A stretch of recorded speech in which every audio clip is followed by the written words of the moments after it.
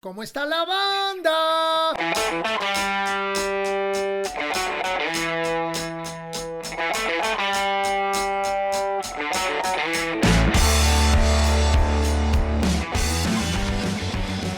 Amigos, ¿qué tal? ¿Cómo están?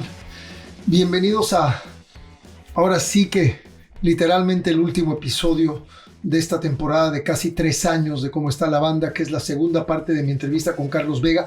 Le quiero dar las gracias a toda la banda, a todos los amigos y a toda la raza que nos fue a apoyar al Circo Volador el pasado sábado 20 de mayo. Fue realmente una noche muy emotiva y memorable con los originales de Dangerous Rhythm, y también estuvo por ahí Avi Michel tocando el bajo en algunos temas de Dangerous Rhythm. Fue una noche memorable. Aquí les dejo un par de fotos. También curiosamente esta semana coincidió con que un par de bandas, una de Ottawa y otra de Toronto, que se llaman Hallucination y Fucked Up, hicieron el cover de la rola de Dangerous Rhythm de Electroshock.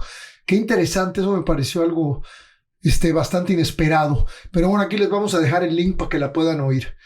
Les aviso que este próximo 10 de junio estaremos en el Teatro Guanamor de ahí de Guadalajara, con todo el colectivo de rock en tu idioma eléctrico, comandado por el máster y querido amigo Sabo Romo, y ahí estaremos pues todos los que ustedes ya saben.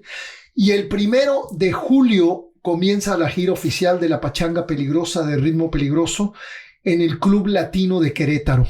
Así que ya saben, nos vemos este 10 de junio en el Teatro Guanamor con rock en tu idioma eléctrico, y el 1 de julio en Querétaro con Ritmo Peligroso en el Club Latino. Aquí nos vamos ahora con esta segunda parte de mi entrevista que nos hizo el favor Carlos Vega de hacerla, donde obviamente ya sale el disco que escogí, pero eso será una sorpresa. Y ahora me voy a despedir de una manera diferente. Antes que nada, gracias a todos por habernos seguido durante todos estos años. Gracias a los suscriptores antiguos, a los recientes, a los de hace año y medio, pero gracias a todos los que se han suscrito y se siguen suscribiendo a esta página. No sabemos cuándo vamos a regresar, pero vamos a regresar. Aquí estoy con mi querida Kenny. Hello, babies. Con Avi Michel de Ritmo Peligroso y con Mossi de Ritmo Peligroso. Y los dejo con esta segunda parte de mi entrevista en ¿Cómo está la banda?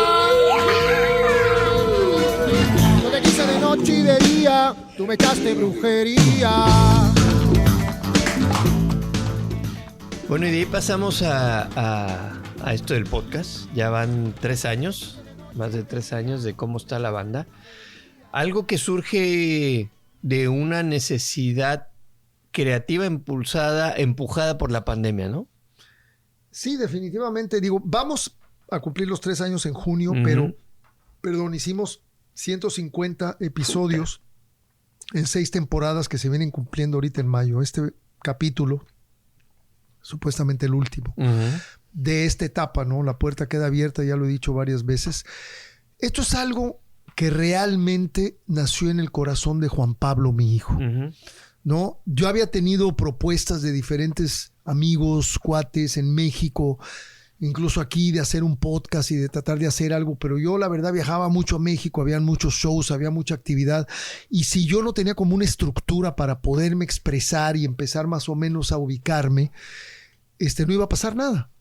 Entonces, el 2020 fue el año perfecto para crear este podcast, como también para darle forma a mi libro, porque fue cuando tuve la calma de poder editar y empezar a hacer cosas ya más un poco íntimas, ¿no? Con más calma. Y Juan Pablo me dijo, ¿sabes qué, papá? Es el momento de hacer el podcast. Yo lo produzco, yo lo edito con un par de cuates que tengo y tenemos un equipo de editores buena onda y metemos efectos y hacemos cosas, vamos a crear un concepto y todo. Yo le dije, va. Y entonces Claudia, pues yo me puedo meter en la investigación y los puedo ayudar con eso, y creamos un proyecto familiar, cabrón.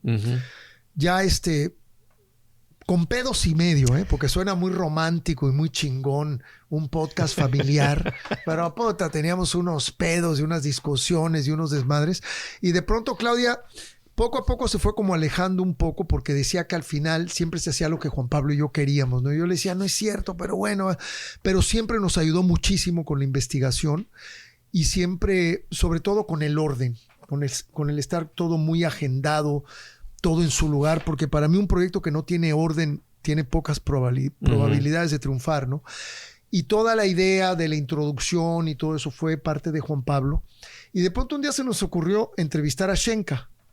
Y de pronto nos dimos cuenta que la diferencia entre Pido solo a con Shenka, pues puta, era un tremendo miles y miles de views. Entonces yo dije, lo que tengo que hacer es un podcast donde yo entreviste o yo hable con colegas musicales, con compañeros musicales, en vez de hacer monólogos y todo eso, y estar hable y hable de música y hablar de LPs y de películas y de cócteles y de todo eso, que era como que la locura que teníamos, inicio, ¿no? Sí. Que de pronto lo fuimos como dejando poco a poco, fue todo un proceso, porque también como que el camino te va definiendo hacia dónde vas, ¿no?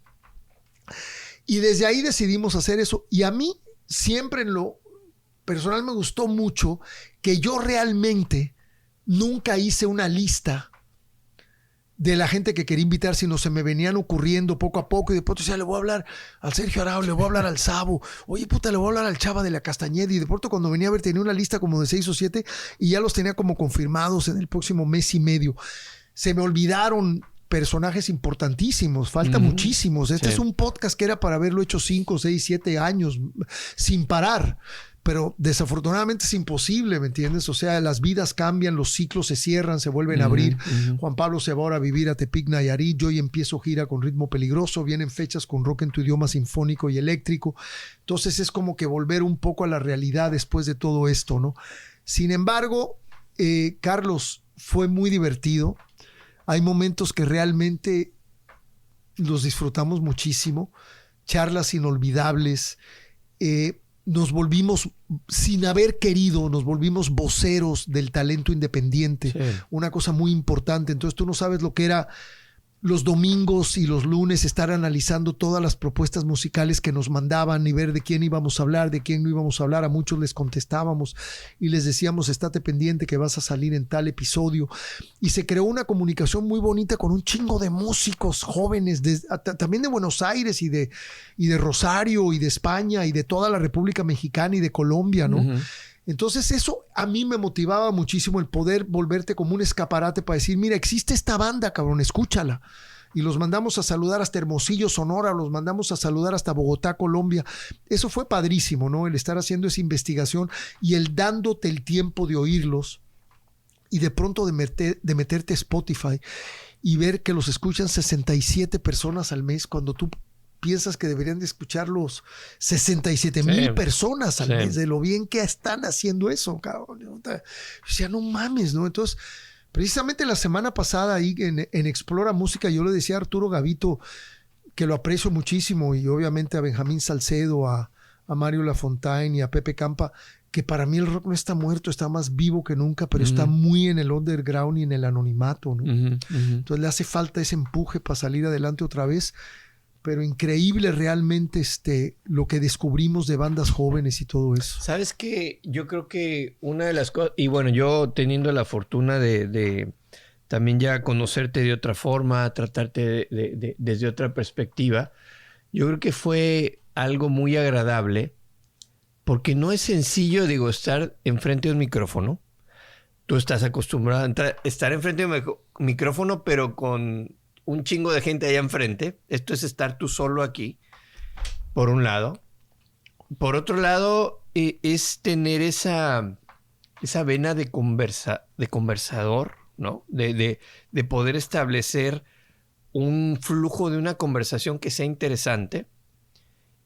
Y por otro lado, puta, esa parte de conocimiento que tienes de música está muy cabrona. O sea, yo que estoy describiendo las cosas de que, por ejemplo, yo desde esa parte de fan, porque y te he escrito a veces, oye, no salió el podcast hoy. No, es que sí, que estamos atrasados con la producción, sale al ratito, ¿no? De los lunes estar atento a que salga el podcast. Y también de eso mismo te va llevando, porque había, por ejemplo, Alfonso André, de los que me acuerdo, ¿no? Alfonso, José Manuel, Jaime, que tú ya sabes que el personaje un poco que vas a escuchar, pero el desarrollo, dices, puta, qué podcast, Pero luego había otros como Belafonte, como... Claro, que pero es que dices, de eso no se conozco trataba. mucho, Claro. pero me quedaba hasta el final, Sí. ¿no? Sí, es que yo creo que esa era la idea. Mira, por ejemplo, fue muy ecléctico, porque de Javier Velasco a Hugo García Michel, a Fernando Aceves, que no tenían nada Sí. que ver, digo, todos son rock and rolleros, obviamente, ¿no? Pero para mí, por ejemplo, Rubén Albarrán fue maravilloso, los desmadres que echamos con Fernando Arau, el podcast presencial con José Manuel Aguilera en Valle de Bravo, fue increíble, tomando mezcal, compartiendo, primero en casa de mi suegro, luego nos metimos a su casa y sacamos el The Lost Park of High Heel Boys de Traffic, que fue uno de los primeros discos. Mi jefe me llevó una vez a Hip 70 cuando yo tenía 14 años o 15. Puta, y estaba Armando Blanco y toda esa gente. ¿Quién se hubiera imaginado que luego hubiera acabado yo tocando ahí? Y yo llegué y vi la pared de discos y los muebles de discos y mi jefe me dijo, escoge 2 discos, te los voy a regalar. Y yo los escogí por la portada, cabrón. Obviamente conocía las bandas, ¿no? Pero vi el disco cortado de las puntas de Lost Park of High Heel Boys, que no era cuadrado, sino tenía las puntas cortadas. Y vi el de The Who Live at Leeds, con el pinche sello así arriba de una cosa beige. Y esos fueron los 2 discos de esa época. Y José Manuel Aguilera tenía en vinilo, en su casa de Valle de Bravo, el Marquee Moon de Television y ese disco. Entonces fue el pretexto perfecto para hacer el podcast con él ya en su casa. Entonces, para mí tiene lo más valioso de cómo está la banda es que fue muy orgánico, fue muy humano, no fue nada prefabricado con un billetote atrás de que tenemos que hacer esto y si te comportas así. No, fue simplemente, ¿saben qué, cabrones? Aquí es la hora de hablar en buena onda, nada de chismes, nada de mal pedos, nada de tirarnos mal pedo y de empezar a hablar mal de alguien. No, vamos a tener aquí un cotorreo chido, en buena onda, vamos a pasar un buen rato y vamos a compartirlo con la banda. Porque rencores y todas esas chingaderas, paso, cabrón. Sí. Y amarillismos y mal pedos, paso. Entonces, para mí fue un espacio muy positivo, un espacio muy chingón. Por ejemplo, The Warning, una banda joven que yo no conocía, porque digo, tuve muchos cuates, ¿no? Creo que también, no sé, Aterciopelados de Colombia, Rafa Sánchez de La Unión, el Willy Turri, el gran baterista de Fito. Bueno, Marciano lo tuviste Marciano, también. hermano, que en paz descansa, sí, caray. Y nunca pudimos tener a Sax. Yo a Sax también lo quise muchísimo.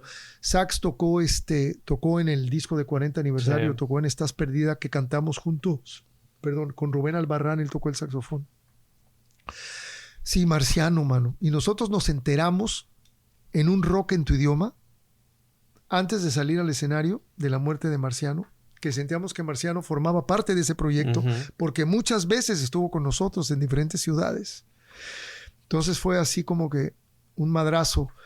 Y un ser humano maravilloso, Marciano, sencillo, talentoso. También. No, pero qué bárbaro, cómo hablaba yo con él de música, mano.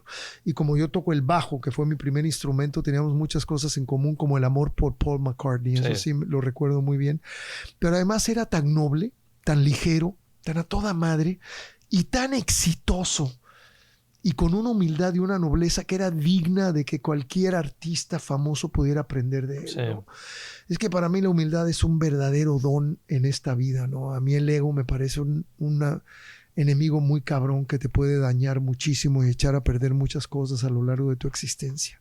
Pero bueno, todos tenemos que pasar por eso para aprender y madurar y darnos cuenta que las cosas no son de pronto como que creemos que son y que no solo nuestros chicharrones truenan, ¿no? Yo notaba, porque te digo, yo creo que me he escuchado. ¿Cuántos episodios? 150. Este es el 150. Me he escuchado todos. Aunque realmente no sabemos si lo vamos a partir en 2 o si se va a quedar en uno solo. Igual se queda en uno solo. Vamos a hacerle caso al productor. Había unos que fluían más, había otros. Claro, claro. ¿Con quién te acuerdas que te costó un poco más? ¿The Warning? Pues Juan Pablo lo contestó por mí, cabrón. Pero por la cuestión generacional más, ¿no? ¿Será? Es que realmente te voy a decir la verdad, no hay ninguno que yo recuerde que me haya costado trabajo. Incluso cuando entrevisté al tour manager de los Ramones, que era en inglés, o sea, es que yo digo... Y era difícil. Yo sí, dificilísimo. Le pregunta, no, todo era su libro. ¿no? Todo era, ¿qué no leíste mi libro? Y yo decía, pinche güey necio, cabrón, este güey. Cabrón, no estamos promoviendo tu libro, estamos hablando de ti, de los Ramones, güey. Ya el libro se promueve solito. Eso me desesperaba. Ahí sí de pronto tuve como un sacón de onda. Me sacó mucho de onda el Mastuerzo cuando se cagó en el rock en tu idioma. Sí. Pero me vale madre, cabrón, porque lo conozco y sé cómo es. Pero realmente, ¿sabes qué, Carlos? Es muy difícil que a mí me intimide la cámara. Uh-huh. O que a mí... O el personaje. O que a mí me intimide un personaje, no. incluso en vivo. Sí. O sea... cuando yo conocí a David Byrne en Los Ángeles, que estábamos mezclando el disco de Déjala Tranquila, yo lo debería de haber invitado al estudio. Uh-huh. Y lo conocí en la zona de música clásica y le dije, Mr. David Byrne, y me dijo, yes. Le dije, pleased to meet you, y me fui.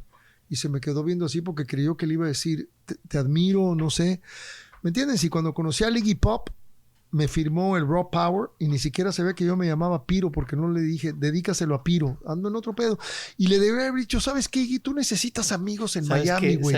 Yo podría ser tu cuate en Miami. Con Iggy tengo una anécdota. En los primeros premios MTV Latinoamérica, que fueron aquí en Miami, creo que fue 2001, vine a cubrirlo y pasé en la alfombra y pasa Iggy, ¿no? Que aparte... es muy chiquito. Chiquito y tiene un problema en la cadera. Tiene un pie más corto que el otro. Pero no te das cuenta porque se mueve y baila increíble. Sí. Pero tiene un tacón de este tamaño y el otro más reducido. Sí. Y pasa y ya lo paran y por la prensa latina, ¿no? Y le dicen de repente, oh, Iggy, ¿qué conoces de la música mexicana o la música latina?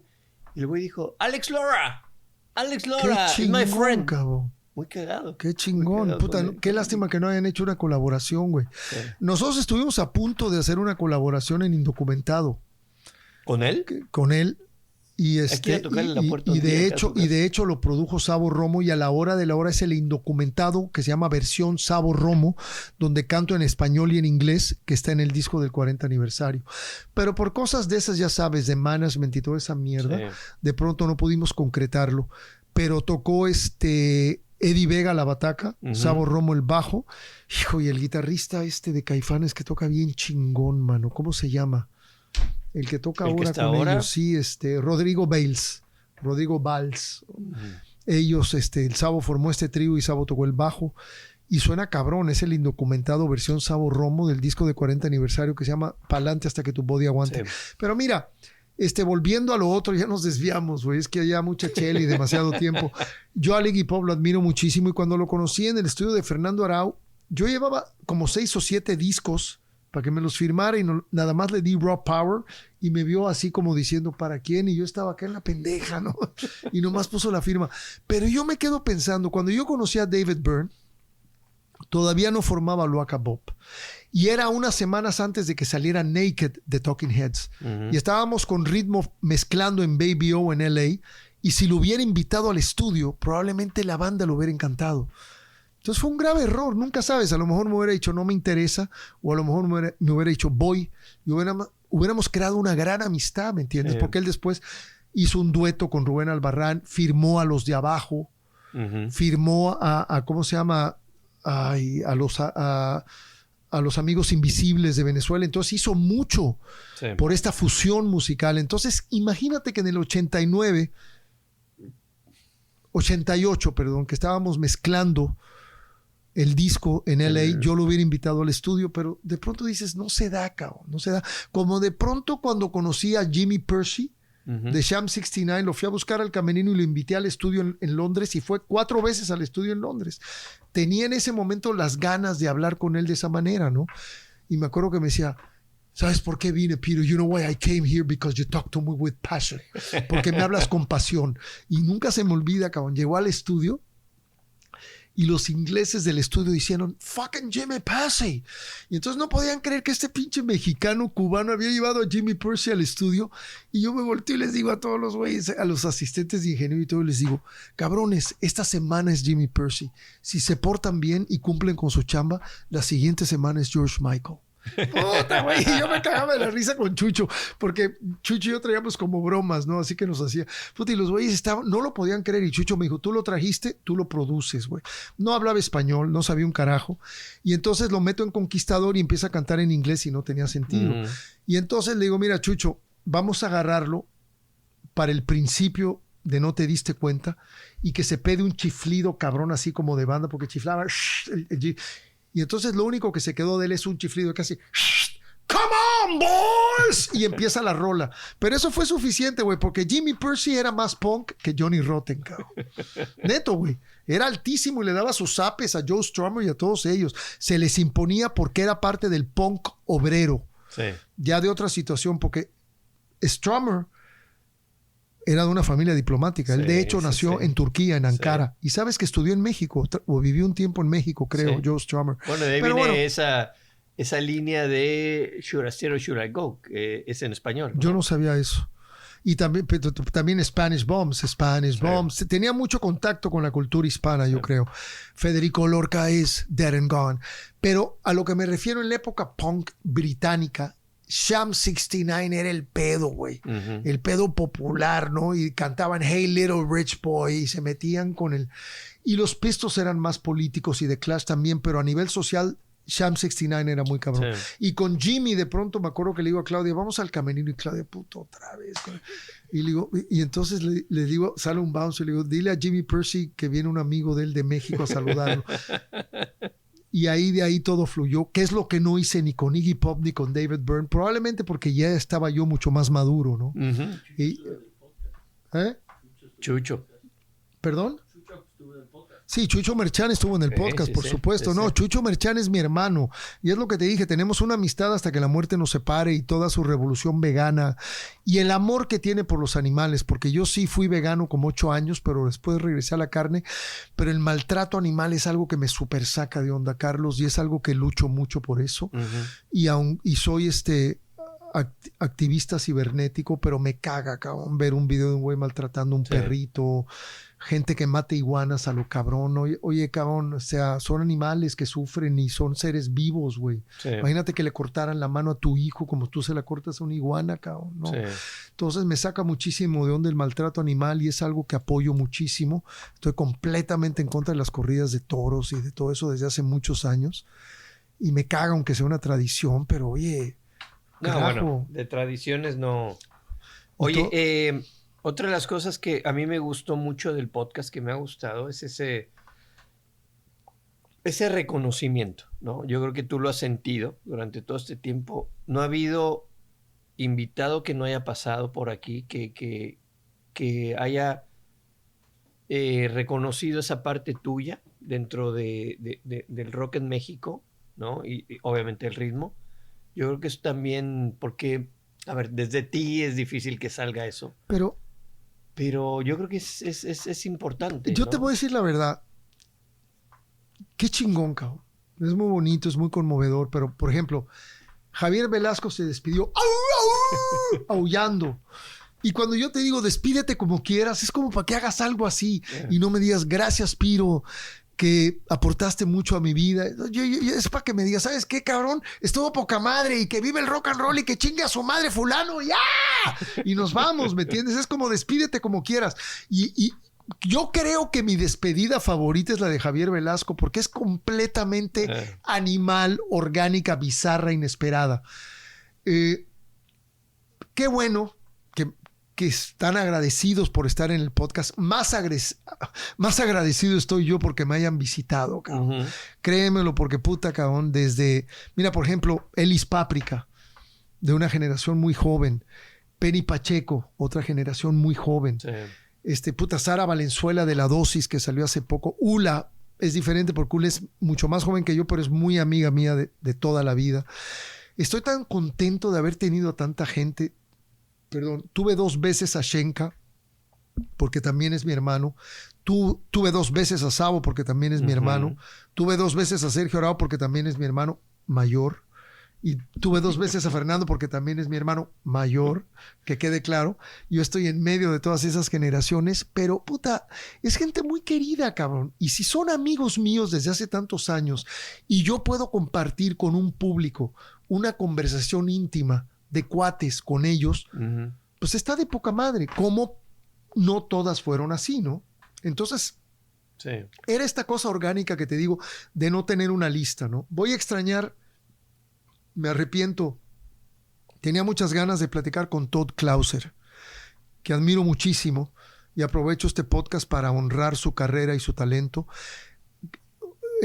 Jovito Panteras de los Garigoles, me quedé con muchas ganas de cotorrear con él. No sé cómo nunca se me ocurrió invitar a Alejandro Giacomán, con el que viví tantas experiencias, que realmente lo considero un gran amigo, un hermano. A José Areán también, de Bon y los Enemigos del Silencio. Bon estuvo participando en varias ocasiones, hasta tocó la lira en una de mis rolas del nuevo EP de solista que produjo Brennan Hasso.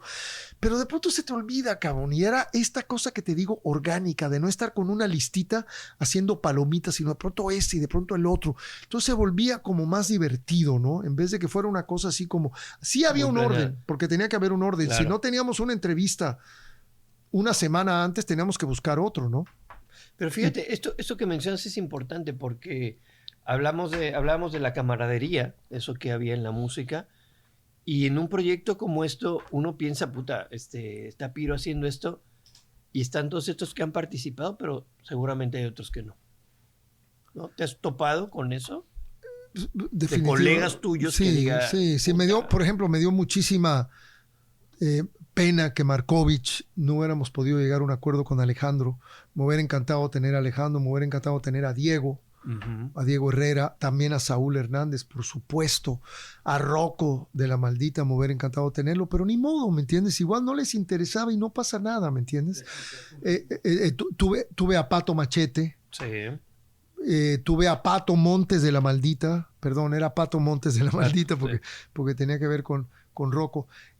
Quisiera haber hecho un podcast presencial con Ritmo Peligroso, pero quién sabe, a lo mejor es el primer episodio de la 7ª temporada, ¿me entiendes? O sea, tuvimos a Mosi en un episodio cuando presentó las crónicas del Conde, las crónicas del Conde. Sí, es lo que te digo de la memoria, güey. Ya después de unas chelas ahorita no hemos parado de hablar en no sé cuántas horas. Es lo que me falla de pronto la memoria, güey. Pero yo antes te decía, este disco fue producido por fulano de tal en tal estudio. Me acordaba de todo y del director de la película y de los actores. Y aquí ya se está cayendo el audio. No, JP está ahí firme, está firme. ¿Está bien? Otra de las cosas que creo que también descubrimos con el podcast, más allá de tu parte melómana, es la parte cinéfila, ¿no? Sí, totalmente. Yo creo que si tengo un hobby, es el ejercicio y el cine. Me sigue gustando mucho ver cine. Ahora ya con Netflix, las series y todo eso, ¿no? Pero creo que el cine es una maravilla. Y sí, pues tengo una colección desde Betamax hasta VHS, hasta Laserdisc, hasta DVD, pero creo que, ¿sabes qué, cabrón? Ya como está el mundo, me voy a quedar con algunas y lo voy a reducir porque cada vez quiero tener menos bienes materiales, güey. Quiero, no sé, ir envejeciendo y cada vez tener menos apego a lo material.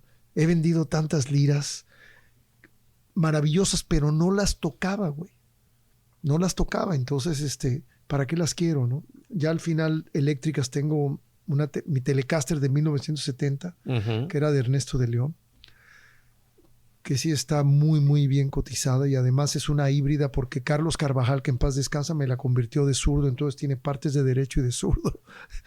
Y tengo un estrato que Fender me hizo el favor de regalar el año pasado, una belleza de guitarra, un Stratocaster. Y tengo mi Takamine y mi Yamaha acústicas. Y nunca me preguntaste eso, pero te lo estoy diciendo porque empezamos a hablar de cine y así es esto. Sí, porque por la colección, tengo una colección de cine, de películas y de cosas así de todo tipo, ¿no? Ahí atrás de ti se ven algunas. Sí. Hay bastante. Yo tengo que ver tu colección de vinilos porque, puta, tú sacas Sí, vinilo wey, cada podcast. Y regalé, Carlos, desde México hasta la fecha, o sea, durante más de 20... Yo me compré mi primer CD player en el 86, 6, por ahí. Y desde ahí de pronto me compraba un disco en CD y de pronto alguien que llegaba a la casa le regalaba el vinilo y se iban felices, ¿no? ¿Cuántos llegaste a juntar Vinilos como 1,600 y me quedan 700 nada más. Entonces regalé durante muchos años varios. Y pero ¿sabes qué, viejo? O sea, no somos eternos, ¿no? Un día estaba buscando el Station to Station de David Bowie y de pronto no lo encontraba. Y me vino de pronto a los 2 o 3 días una imagen de una amiga inglesa que era novia de un amigo mexicano que también en paz descansa, que ahora tiene una villa en Playa del Carmen donde tiene unas pequeñas propiedades.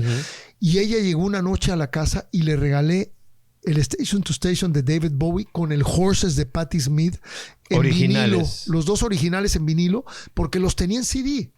Entonces, o sea, pero ¿para qué? Yo decía, ¿para qué los quiero? No sé, ¿me entiendes? Y también esta onda de obsesionarte con coleccionar y coleccionar es que no tiene un límite. Sí. No tiene un límite y para mí sí ya llegó un límite. Y llegó desde hace muchos años, ¿no? No me interesa estar rodeado de tantas cosas. Es que es una locura, cabrón. Sí. Igual. Mira esto. Ya es una locura. Tocarlo todavía es porque ahora me decías que el disco del ritmo nuevo no está en... No, la Pachanga Peligrosa sale en vinilo. Sale en vinilo, pero no ahora. Ahorita en las redes, en todas las plataformas digitales es la onda. Estamos bien contentos. Gracias, puta, esto ha sido a toda madre. Bueno, ya para cerrar un poquito con esta parte del podcast y pasarlo a lo del disco, ¿qué te ha dejado? ¿Qué te ha dejado estos casi 3 años de experimentar en esto frente a un micrófono, charlando con amigos, con colegas? Me ha dejado una pinche satisfacción muy chingona. Me encantó haber trabajado con mi hijo Juan Pablo, haber podido tener un proyecto con él que de pronto haya nacido en su corazón y que le hayamos dado vida, y no durante 3 meses, sino 3 años, ¿no? Y que de empezar de 0 suscriptores llegamos a 19,400 de una manera completamente orgánica, sin estar pagando campañas ni nada. El trabajo de Claudio y de tener un proyecto en familia durante la pandemia es una satisfacción, Carlos, para mí, cabrón.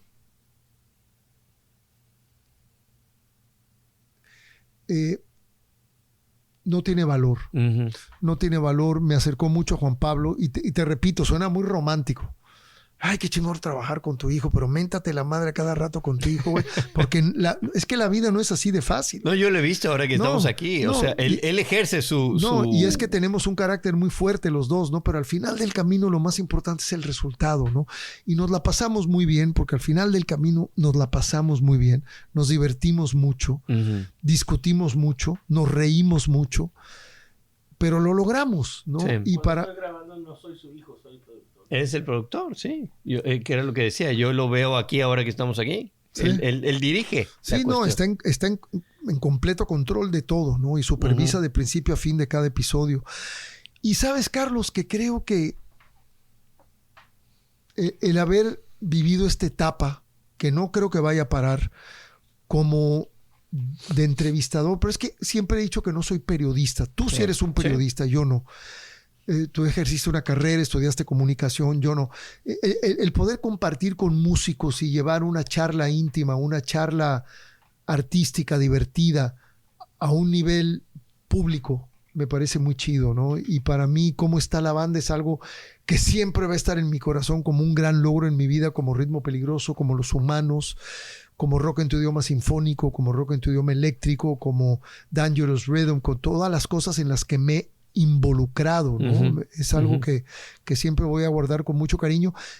Y repito, el ciclo de esta temporada, de estas 6 temporadas, se cierra, pero no se queda cerrado para siempre. Esta puerta queda abierta y a lo mejor una 7ª temporada se abre más adelante. Sí, sí. Bueno, para cerrar con esto del podcast y pasar ya a lo de tu disco, yo sí quiero de verdad darte las gracias porque como te digo, soy fan del podcast, y así como en algún momento la música del Ritmo Peligroso me generó muchas cosas, fue un acompañamiento en mi vida como adolescente. El podcast ha sido esa parte, como es un documento auditivo, porque lo es, de lo que es la música en México, de lo que es la historia del rock en México, y eso tiene mucho valor. Muchas veces esta parte de lo que tiene ese valor y lo que necesitamos para que pueda seguir generándose eso, ahí es donde choca, ¿no? Y yo lo entiendo. Pero puta, o sea, dentro de ese mismo romanticismo del que hablabas, yo creo que sin habértelo propuesto de esa manera, has hecho una labor muy cabrona dentro de compilar todas estas historias y hacerlo de una manera fluida, divertida, entretenida, que vaya, a los que ya tenemos un poco de más edad, nos ha devuelto a ciertos momentos, y a los que son las nuevas generaciones, espero y yo estoy seguro que les abrió los ojos a muchas cosas. Entonces, carnal, de verdad, gracias por este tiempo, ¿no?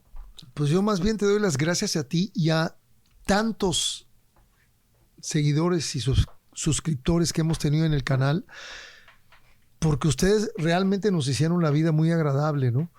Gracias por lo que me acabas de decir, realmente lo agradezco, tus palabras la verdad me honran, pero yo también le doy gracias a todos ustedes, porque espero que como tú me acabas de expresar tu sentimiento, hay muchos allá afuera que piensan igual que tú.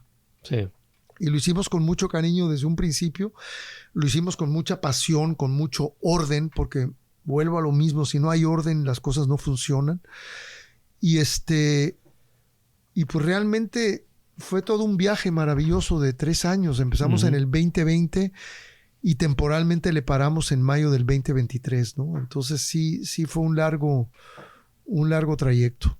Y va a seguir, estoy seguro que va a seguir. Yo también lo creo. Y bueno, inscríbanse, porque esta es la forma de que esto siga rodando. O sea, hay una pausa ahorita, pero si sigue moviéndose la rueda, estamos seguros que va a seguir, ¿no? Entonces, bueno, llegamos a este punto que, como dices en tus podcasts, generalmente cerramos con el disco del invitado. Y escogiste un disco, hablamos de Frank Zappa hace ya, no sé cuánto llevamos, 2 horas. De Frank Zappa. Overnight Sensation, un disco del 73, ¿no? Que aquí ya creo que ya era Frank Zappa And the Mothers. Ya le habían quitado el Invention, ¿no? Que ahí tienes el vinilo. Sí. ¿Por qué este disco, Piro? Me puedo quedar hablando media hora más y volver este podcast más largo. Mira, yo tengo tantas bandas y tantos discos que me gustan, y de Zappa podría haber escogido 5. Me encanta Zappa in New York, me encanta One Size Fits All, me encanta Apostrophe, me encanta Roxy and Elsewhere, y me encanta Overnight Sensation. Pero el Overnight Sensation yo lo escuché cuando yo tenía como 16 o 17 años, y me pareció la música más extraña que había oído en mi vida, pero eran rolas. Porque hay un Zappa instrumental tremendo que después descubrí con el Grand Wazoo, con muchos discos, Jazz from Hell. Zappa tiene unos discos instrumentales sumamente interesantes, pero el Zappa cantado, tanto por él o por Napoleon Murphy Brock o por los diferentes cantantes que ha tenido, o en varias rolas donde él canta con alguien más, ese Zappa melódico con rolas me parecía la cosa más maníaca y extraña que había en el mundo, cabrón. Entonces yo cuando oí este disco, cabrón, estaba en la prepa, fumaba mota, y de pronto todo era medio psicodélico, y yo me ponía a oír esto y yo decía, esta pinche música es de Marte, cabrón. Esta música es de puro grifo loco que vive en el espacio, y cómo son capaces de expresarse de esta manera.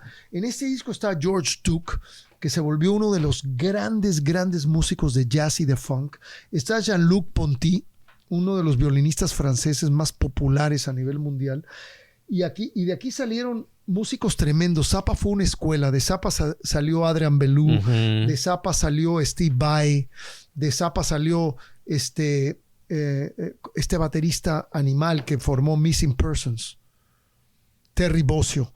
O sea, de Zappa han salido músicos increíbles porque era una academia musical. Y en este disco lo demuestra. Aquí los coros de ciertas rolas las hace Tina Turner con las Ikettes. Sí. Las Ikettes eran las coristas de Ike and Tina Turner, pero aquí Tina Turner se mete a cantar con ellas. Y es un disco realmente alucinante, diferente, mágico, progresivo, yacero, pacheco, fuera de orden, porque además se mete con cualquier cantidad de cosas, es completamente irreverente y irrespetuoso como fue toda su vida. Y pues desde la portada, ¿no? De un cabrón en un hotel donde hay un calzón Muy Dalí la portada, ¿no? medio cochino y hay una toronja como con unos cables metidos que está creando un cortocircuito, Sí. y hay un güey que está volteando a los dos lados como secándose el pelo, que quién sabe quién carajo es, y hay unos pósters de Zappa y luego adentro todas las letras con todos los integrantes. Entonces era esta época en la que uno veía el arte del disco, Sí. veía los créditos del disco y empezabas a verlo realmente como una nueva aventura que te habías comprado, ¿no? Y te metías en cada detalle. Y a mí estas canciones, a mí Zombie Woo, que es, pues obviamente lo dice de un zombie. Esta aquí la canta el cuate Rick Lancelotti, que después la cantó Napoleon Murphy Brock, que fue su cantante. Uh-huh. Después de este disco empezó a cantar con él. Y me tocó muchos años después, cuando lo vi en el 74, que te comenté, tocó rolas de este disco. Entonces obviamente me reafirmó mi amor por este disco y por Apostrophe. Pero después de muchos años, en el 2008, ya después de que él había fallecido, fue para mí una muerte muy triste. Yo lloré cuando Zappa se murió, mano. Me dio una tristeza que no tienes idea, porque está tan vivo ahora. Murió en el 93, si no me equivoco. 50 y algo tenía, ¿no? 51 años, pero murió hace 93, 2003, 2013, 2023, hace 30 años y está 30. más vivo que nunca. Su Sí. música es completamente atemporal. Tú sabes la cantidad de música que hubiera hecho si siguiera vivo. O sea, no tendríamos... Si sacó 60 discos o no sé cuántos, hubiera sacado 120 o 150, no sé. Era completamente prolífero. Era un loco que de pronto grababa una canción en estudio y agarraba el solo de Helsinki en Finlandia de una noche y lo integraba a la rola en el estudio. Cosas extrañas hacía, como en el disco de Inca Roads, de One Size Fits All, con la rola de Inca Roads. Entonces, este disco para mí representa un mundo que yo no conocía. Uh-huh. Y yo me sentía rock and rollero porque yo ya escuchaba The Who, ya Emerson, Lake and Palmer y todo lo que platicamos al inicio de este podcast y todo ese progresivo británico. Y yo venía oyendo a los Beatles y a los Rolling Stones y todo eso. Y cuando yo escucho Overnight Sensation, yo digo, ¿qué pedo con esto? ¿De dónde sale este túnel musical tan excelente, tan impresionante? Además, Ruth Underwood en la marimba. Uh-huh. Y no te acabé de contar que 30 años más, en el 2008, veo a Zappa Play Zappa. Con Sewell. Y Dweezil Zappa trae una banda que él forma en Los Ángeles con puro músico joven, multiinstrumentista impresionante. Pero en esa primera gira trae de invitados a Terry Bozzio, a Steve Vai y a Napoleon Murphy Brock. Y nunca tocan juntos más que en un par de rolas. Casi todo el concierto lo llevan a cabo Dweezil con esta nueva banda. Y cuando sale Terry Bozzio y Steve Vai y tocan Zombie Woo de este disco, que además estaban vendiendo una camiseta verde, que Alfonso André la tiene igual que yo, que dice Zombie Woo. I am the Zombie Woo. I'm that creature those ladies are talking about. Un pinche zombie nocturno. Que aparte es una loco. rola que tiene una cosa muy sexual ahí. No, pero es maníaca, es nocturna. Sí, y los sí, tiempos...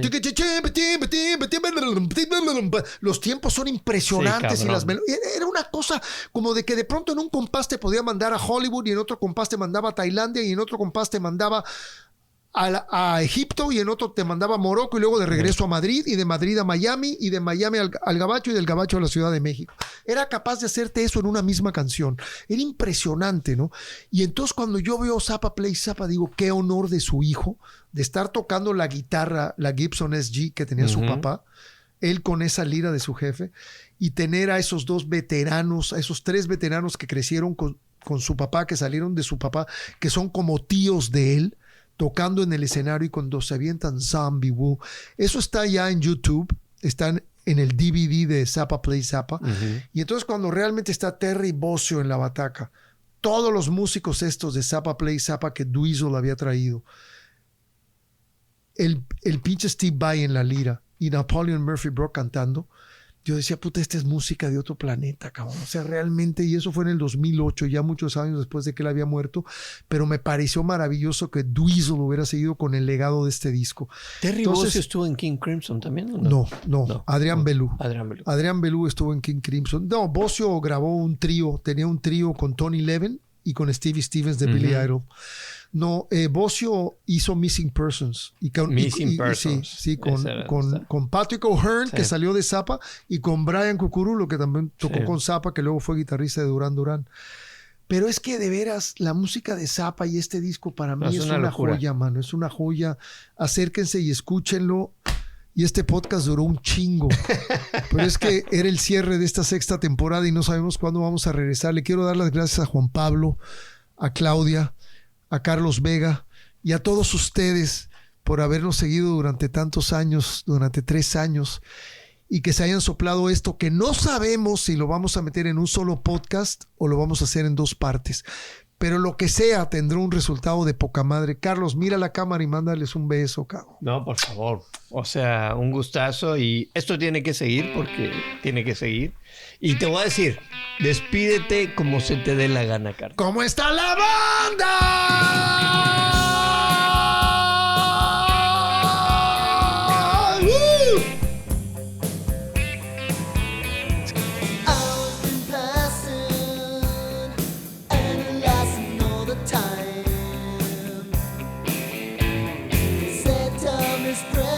I think it's all depending on your mind.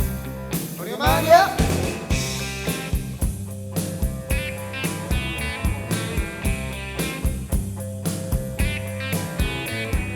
Some wake up early and others